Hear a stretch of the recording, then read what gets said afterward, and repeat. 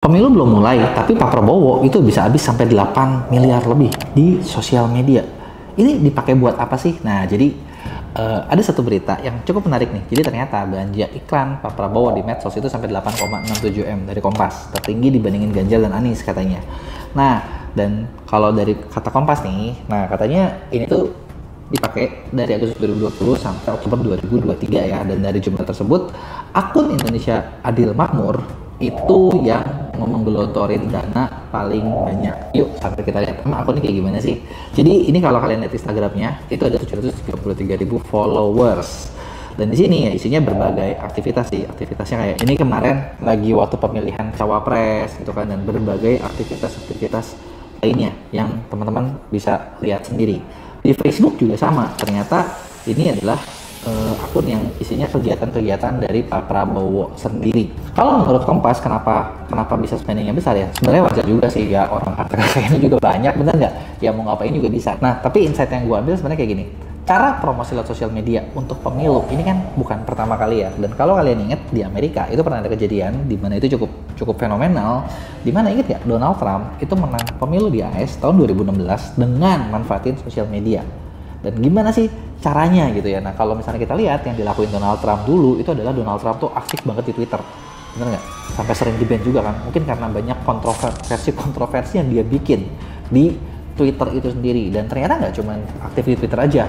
Donald Trump sendiri itu kan pinter banget buat manfaatin platform lain. Dimana salah satu yang jadi rame adalah waktu itu dia menggunakan Facebook Ads itu buat kampanyenya. Dan dimana Donald Trump itu ngabisin duit yang gede juga buat di Facebook Ads. Bahkan waktu itu Facebooknya pernah sampai disidang karena dianggap ikut mencampuri urusan pemilunya AS. Ya padahal bukan mencampuri ya. Tapi emang semenjak itu di Facebook jadinya kalau misalnya iklan tentang politik dipisahin nih. Mungkin dia kapok ya di negara lain. Nanti takutnya disidang juga karena dianggap mempengaruhi hasil pemilu gitu kan. Nah, terus Donald Trump sendiri dulu itu yang bikin rame adalah karena dia juga salah satu yang sering banget bikin kontroversi. Karena yang mungkin gini, Donald Trump sadar yang namanya sosial media, orang itu senang yang namanya kontroversi, bener nggak? Apa yang lagi ramai terus dibikin ya dengan waktu yang cepat, ya itu hasilnya adalah ya orang makin viral, bener nggak? Terus diomongin, dan hasilnya terbukti Donald Trump bisa menang melawan Hillary Clinton, yang padahal waktu itu Donald Trump mungkin underdognya di bawah posisinya dari Hillary Clinton. Nah, sekarang yang menarik adalah dari pemilu Indonesia sendiri nih. Pemilu Indonesia memang masih tahun depan, dan berita-beritanya nutupin fakta kalau harga dolar bisa naik. Karena semua media ngeliput cawapres yang dipilih.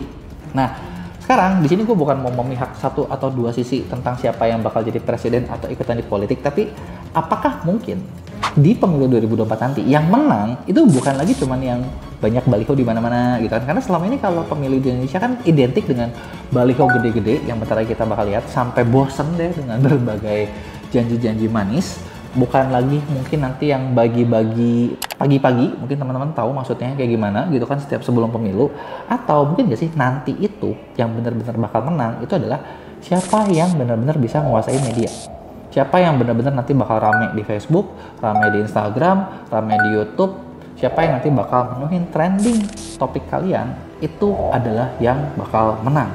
Nah, kalau dari 3 pilihannya ada, menurut kalian nih siapa sih yang bakal lebih hebat buat ngisi timeline kita